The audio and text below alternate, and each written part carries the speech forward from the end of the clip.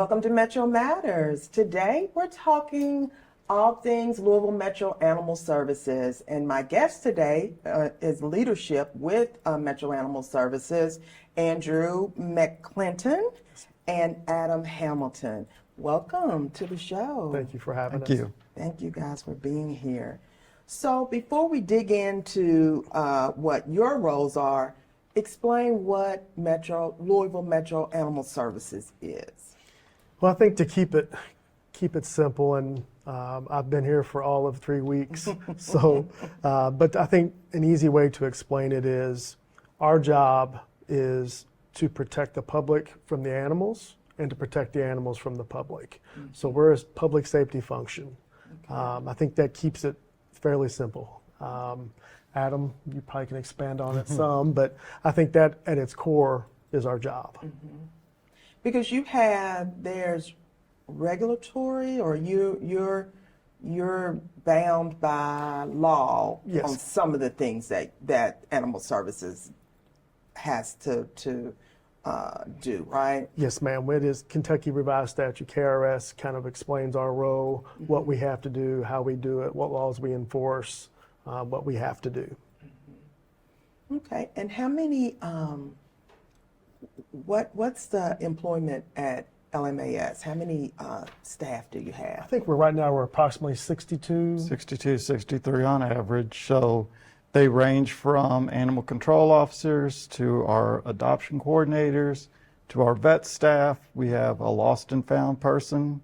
We have rescue people. We have foster coordinators. So we have a wide range of different skills that everybody has. Mm-hmm. Andrew, you just said you've been here all of 3 weeks. Yes, ma'am. So your role, you are the director, correct? I am the director, yes. Okay, and talk a little bit about what brought you to this work. What's your background? Sure. So I started 22 years ago in public service.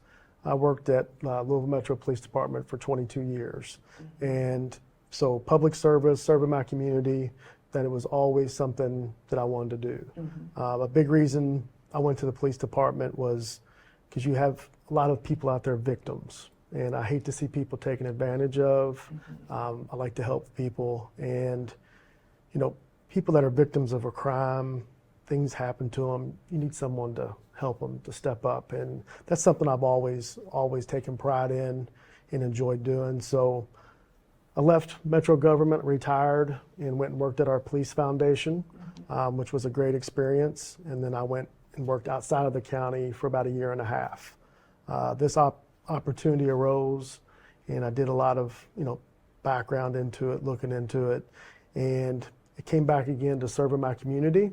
Mm-hmm. And I can't think of a better is probably not the right word, but the victims, that part, the animals, mm-hmm. 'Cause they don't have a voice, and that part, they're victims, and it was an opportunity to come back and serve, and also that victim part played a role as well, just helping those that can't help themselves.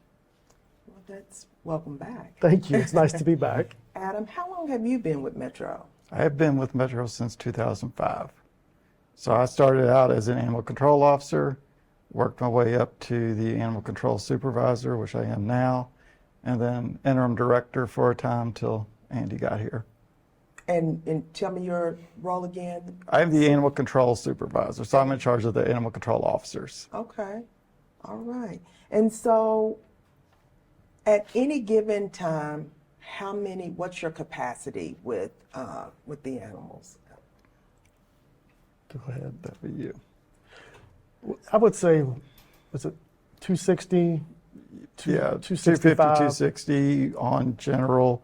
Just depends on how big of animals we have brought in. Mm-hmm. We have small kennels for the smaller dogs, but we have a select range for the big dogs. We can't go over that. So, plus we have Animal House that we use, mm-hmm. and we are now in feeder supply. So we have 3 feeder supply locations that we have cats in right now, and we have dogs in the Valley Station feeder supply. So. Okay. We're trying to branch out to people who can't make it to the shelter, mm-hmm. that they can go to the feeders locations and adopt from them. And so okay, so you have the location on Manslick still? No, Manslick is not there. It's we are on the Newburgh. Newburgh Road. And that's where 35. the shelter house is, right? Animal house is there. Animal Yeah. house. Okay. So And we're at the- 3528 Newburgh Road. Animal house is 3516, but it's the same premises. Okay. And I think something else that I think is, just about how many animals is we have over 400 that are in foster care. And that is a huge, huge help to us because that basically, that makes room for another animal in the shelter. So that way it makes it so much easier. So those fosters, they do phenomenal work for us to come in, take these and take care of them. It lifts a great burden off all of our staff. So I want to ask about fostering. Explain what fostering looks like versus coming in and outright adopting. Sure. So basically, if someone's interested in fostering, they would go online and they have to sign up, fill out some paperwork, and then they would come in, obviously sit down with them. And if they have a dog that they prefer that they see on our website, then they have a chance to take that dog home. And then that gives them an opportunity to see if that dog is going to be a good fit. It gives them the opportunity to see how that dog interacts with them as far as if they have children, if they have other pets, if they have adults. It just gives them a chance to see how the dog interacts. And, that part is critical. So then we're going to be able to know, if they can't foster that dog anymore, it helps us put them in the right spot for a good home. And so when you foster, you have a certain time you have to bring it's like, okay, I'm going to foster, but I know that I've got to have the dog back by 2 weeks, whatever, a date. So fostering, you can basically pick how long you foster. Oh, okay. So dogs that are easily adoptable or dogs that, we can work up faster are going to not be fostered as long. But dogs that are special needs, that are going to take a lot of work, those are going to be the ones that are going to be in foster for a while. Gotcha. So that person can work with them, get them back to where they need to be. Being in the shelter is extremely stressful. So getting the dog out to a foster home also allows us to know the demeanor of that dog. We then use that information. Is this an adoptable dog? If he's trying to chase everything, we know that ahead of time. So when an adopter comes in, we can say, hey, this dog does this, so you might not want to adopt this one. Or if you're an only family, no pets, this is a perfect dog for you. So we use that information to help us, adopt them out. So in the shelter, I heard you mention cats being at feeder supply, and you've mentioned dogs. Is that all you have in the shelter, are cats and dogs? No, it can vary. Like right now we have some roosters, we have some chickens, rabbit. Well, I think we don't have any rabbits at this point, but rabbits. So it varies all the time. Part of that KRS that we were talking about is we can't, unlike some other shelters, we can't turn anything away as far as dogs, cats, rabbits. So What's the most exotic thing you've had at Metro Animal? I'll ask Adam. Mine's a rooster. We have had alligators. Oh, wow. Yeah, I've seen 2 of those in my time there. Alpacas we've had there. So it just varies. You never know what we're going to see. Like first couple weeks I was there, we had a monkey call. So you can see a lot of things. They're not going to be up for adoption, but we will definitely bring them in. Wow. Okay. So, when you get to capacity, how can the public help decrease that number? What is it that we can do to assist Metro Animal Services? Well, I think there's just numerous things. I'll talk about a few, and I'll let you, because I know there's just so much. But I think first and foremost is if you lose your dog, please look for it. You've got to let us know.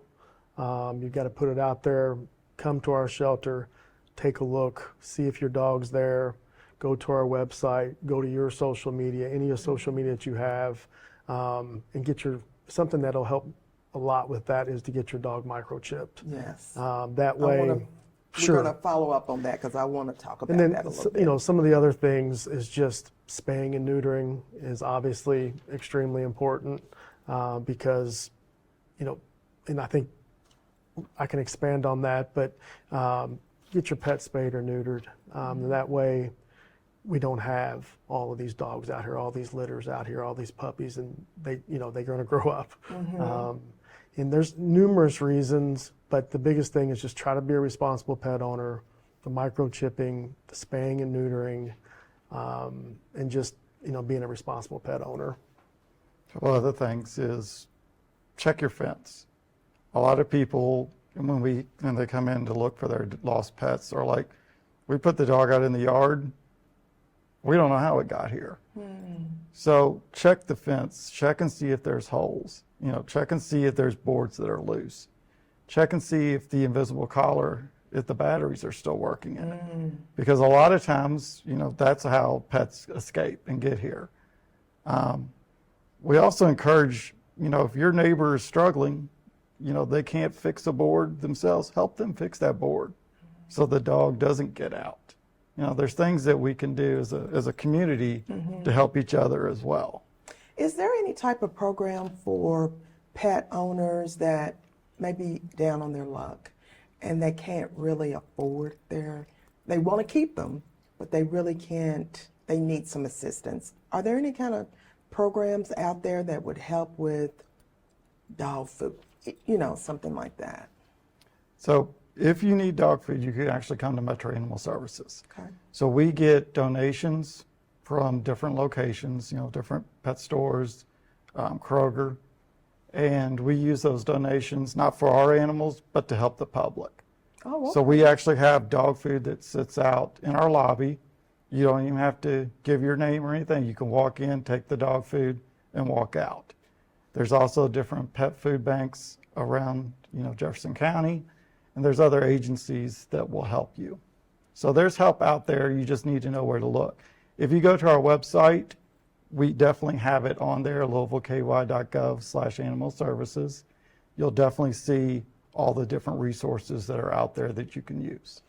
And something we did, we helped out Councilwoman Chapel last weekend.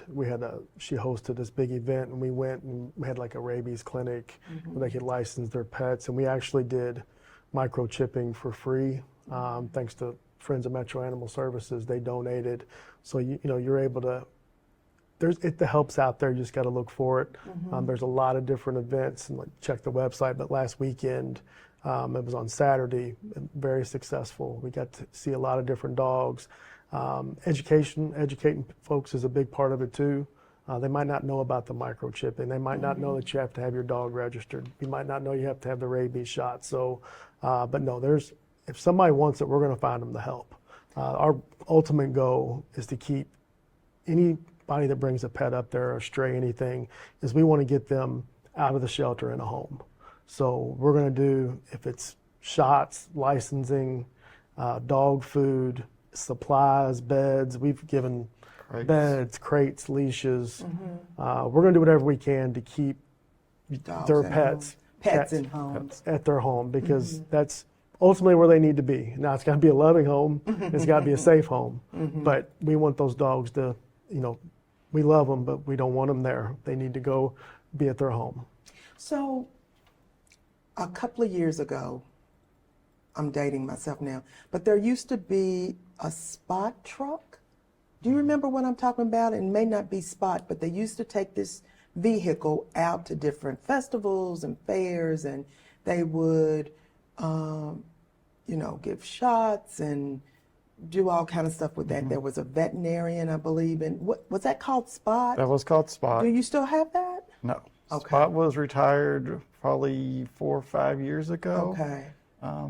Right before we moved to the Newburgh location. Okay. It had just run down. It wasn't as up to date as it was when we first got it. So that went out. We still do everything we can. Okay. We still do rabies clinics where we do rabies shots, vaccines, microchips. The only part we don't do is the spay and neuter. But with our facility now and the fact that we have 4 tables to do surgeries on, it allows us to do a whole lot more than if we would have had spot. So does Louisville Metro Animal Services have a veterinarian on staff, or is it contracted out? Yes. Go ahead. So we have 2 vets on staff, and we have 1 contract vet. Gotcha. And we probably need a few more to keep up with the demand and to even help the public out as much as we'd like to. We'll be right back after this brief break. Are you guys hiring? Actually, we are. This place looks like a really exciting place to work. Are you looking for an application? Yes, I am. Oh, well, you can go to the computer, or we have a QR code over here if you got your phone. You can go online right now and apply at louisvilleky.gov for one of our positions. We could really use some help around here.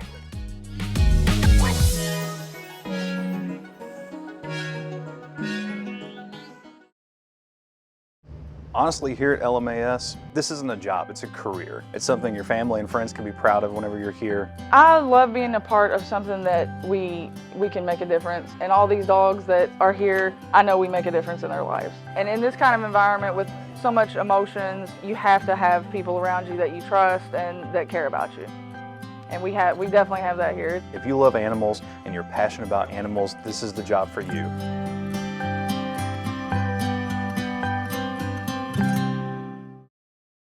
So guys, before we went on break, you were talking about it's good to have your pet microchip. What is a microchip? What is that? So a microchip is like a small little grain of rice inserted into the animal, usually right around the neck area and neck and back. When an animal is found, we have a wand. Vets carry it as well, and I've seen the members of the public carrying it as well too. They can scan it over. It will provide a number. We then call the microchip company, or if it's us, Metro Animal Services, we can look in our computer and see if it's in there. If it's not in our computer, we call the microchip company and get the person's information. From there, we can return the animal back to its owner. Oh, okay. And it's the owner must register that microchip, right?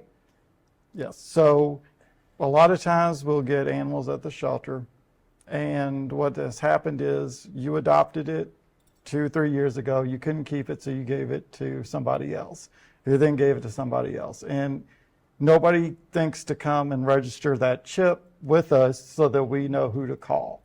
So it's very important to keep it up to date with the microchip company and also keep it up to date with Metro Animal Services. Okay. So when we get it, we know who to call. So having a microchip for your pet, is that like having a surgery? Is that very expensive to do that? It is not expensive at all. We charge $25 to do it. Oh. It's just a shot, basically. So it's cheap, inexpensive. It's an easy way as long as you can keep your information up to date. What a lot of people think it is it's not a GPS. Mm-hmm. So you're not going to be able to track your dog walking up and down the street. Mm-hmm. Somebody has to find it and scan it before we do that. So that's why we always tell people to just don't do a microchip. Do tags as well. Because then if your dog's running loose and the neighbor happens to find it, they can look at the tag and say, this dog lives here, or here's the phone number. They can call that. So if they don't have that wand to scan it, they can just use what's on the tag. Mm-hmm. You also talked about having your pet spayed or neutered. Why is that important? It's responsible because especially with everything's gotten more expensive. Mm-hmm. Veterinary care has gotten more expensive. Animal supplies, everything's gone up. Prices have gone up. Mm-hmm. So it becomes hard for people to take care of them. And if you've got, strays out running around and they haven't been spayed or neutered, then they're just going to keep populating, and it's very hard to get caught up. We're trying to get caught up now from events that happened during COVID. So you had almost a year where you had vets weren't seeing new patients. So you go a year with no animals being spayed or neutered, and you're seeing this across the country. Rescues, animal shelters, everybody's just overrun because of all the puppies. The strays, obviously we try to get off the street as fast as we can, but that's just not always possible. So they overpopulate, and now we're trying to get caught up, and we're doing a good job, but it's overwhelming when you go a year and a half where no one was spayed or neutered. So it's critical. So what's the cost on doing that? Well, right now, starting in January, we actually will have vouchers for free spay and neuter, free shots through the Kentucky Humane Society. So the problem with that is there's a vet shortage. So they are still trying to find a veterinarian who can help pick up the slack, from being down so many people or down so many surgeries. So we're going to throw 3,000 surgeries at them starting in January. Oh, wow. So we will be doing that to try to get this number reduced a little bit. And that was what the Metro Council gave us at the last budget hearing. So let's hit on adoption. How do you screen folks or do you screen? If I wanted to come in and adopt an animal, if I've never had an animal before, are those types of questions asked of me? Have you ever had an animal? What does your home, what are the conditions? How do you screen a person? Yep. So obviously they have to go online, and then there's I call it a survey, an adoption survey, questionnaire survey, however you want to call it. And there's a list of questions. And then what they'll do is, we want you to come in and then fill out the paperwork. You can fill out the paperwork prior online. And then I think a big part of it is, yes, we'll look at some key questions, and we'll make sure you're not put on where you're not supposed to be adopting dogs. We have a list and try to keep track of all that. But the big thing is you come in and do a one-on-one where one of our coordinators, you'll go see whichever dog you like, and then they come sit down with them and they interact. So that's a big part of it, to see if they're gonna mesh and how they act with the dog. We even let you, if you have a dog, we can set some time up where you can bring the dog in, and we encourage it because we want it to be a success. Or if you have children, we definitely want you to bring your children in to interact with the pet, because we want this to be a success. But yes, there is a screening process. We have a list with folks that, unfortunately, for whatever reason, we don't want you adopting our animals. So no, there is definitely a survey questionnaire that we go through. And so I can't just decide today, I think I'll go adopt an animal, come out to Louisville Metro Animal Service shelter and get the dog today, right? Or does it? You can. Oh, really? Yes. Okay. So we have a lot of the dogs that are there are ready to go home today. Okay. Now, if you're coming for a certain dog that you saw online, there's a chance that that dog's not ready. So we like to make sure they're spayed, neutered, vaccinated, microchipped, all the health workup before we send it home. So there's a chance that you're going to have to wait a couple days if it's one of the ones that aren't ready, but the ones that are ready can go home today. You come in, you fill out the paperwork, you meet the animal, and then you can take it home that day. What's the cost to adopt? Well, right now there is a adoption special from Tony Melito, the dealer for the people. Okay. So he's actually doing $1 adoption fee. He's also doing free commercials for us. So it's very helpful. So right now, if you come in, you can get them for $1. Oh, okay. Now, this is through the end of November. Okay. That's really good. That is really good. Have you seen an uptick in adoptions Yes. since he started that? Yeah, so it's been working. We did it a couple weeks, and then we've actually extended it where he's helping us out doing some more ads for us. So it's definitely working. We're definitely bringing people in. And the more people that come in, the better. You know, we're seeing our adoption numbers rise, but the problem is our intake numbers continue to go higher as well. So we've got to eventually get that intake number down so the adoption number, you know, really makes a dent in the population. So it's starting to get cold. This question is twofold. So when it's cold, does your capacity increase? Do you get more animals during the cold weather by chance? And then the second part of that, what can pet owners do to keep their animals safe, keep them warm, keep them healthy during this cold weather? So for the most part, during cold weather, we don't see a large number of animals being brought in. Mostly because they're not out wandering around.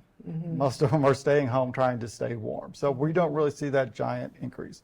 What we do see an increase is the number of calls concerning dogs with no dog houses, you know, not having the proper provisions for it.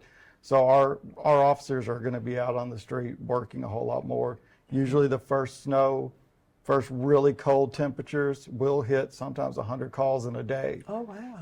Concerning dogs with no shelter or dogs being left outside. The thing I ask, you know, the public to do now is if you have see a dog with no shelter, or if you see something that's not right that's going to affect it in a couple months when it really gets cold, call us now. Call now. Let's get the problem resolved now before, you know, it gets cold. We don't want an animal to die. So we don't want it to freeze to death. So call now and let us come out there and work the problem now. So when it does get really cold, the dog has everything that it needs. I think some of the stuff that we're going to look for and what we encourage is you obviously want a doghouse or structure that is large enough that the dog can turn around, sit down and lay down, but also small enough so it can generate the body heat. You're going to want to keep it elevated several inches off the ground, cover the opening to the doghouse with either heavy plastic or like a waterproof burlap or something like that to keep the air out, to keep the wind out. Face the doghouse away from the wind. Ideally, when it's that cold, or don't have them outside. Bring them in. Or if you have a garage or carport, something that'll help keep the elements off of them. A big part is water. They have to have water that doesn't freeze. I know you all will get calls and calls and calls on that. And you got to make sure they have food, because when it's cold, they're burning more energy trying to stay warm. So yeah, those are just some of the... One more thing, a lot of people will put blankets in the dog houses. If the dog is, say it's snowing, the dog goes in there, it's wet, that blanket's going to freeze. Never put a blanket into like a dog house, because it's going to be bad. Straw would be your best option. Fill it with straw so the dog can burrow in, keep the heat in, and that's a lot safer than putting a blanket in there. Well, we're getting to the end of our time. Would you please give a phone number and the website address so that our listeners that have additional questions can follow up or go on the website to get all the information? Sure. Our number is 502-473-7387 or 473-PETS, P-E-T-S. And our website is louisvilleky.gov at /animal services. Perfect. I thank you all for being here. You've given some good information. I mean, cold weather's coming. Pet owners really need to know what to do. So to our listeners, if you have any questions, please follow up with Metro Animal Services, and they can give you further instructions on what to do with your animals during this cold weather, and microchipping and spay and neutering. Thank you for watching Metro Matters on Metro TV.